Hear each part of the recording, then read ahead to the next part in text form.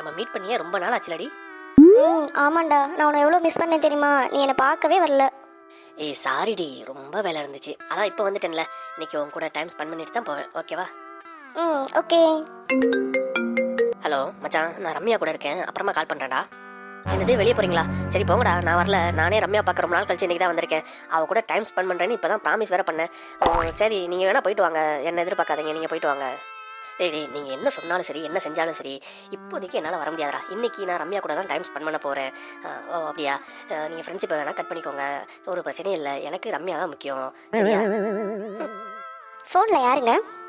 அது என்னோட க்ளோஸ் ஃப்ரெண்டுமா. என்னோட ஃப்ரெண்ட்ஸ் எல்லாம் பாண்டிச்சேரிக்கு ட்ரிப்பு போகிறாங்களாம், அதான் கூப்பிட்டுட்டே இருக்கானுங்க. நான் வரலன்ட்டேன். அதான் உங்க கூட டைம் ஸ்பெண்ட் பண்ணி ரொம்ப நாள் ஆச்சுல, அதான் நீங்கள் போயிட்டு வாங்கடா, நான் வரலன்ட்டேன். அப்படியா? என் பேர் ரம்யா இல்லை, திவ்யா. யார் அந்த ரம்யா?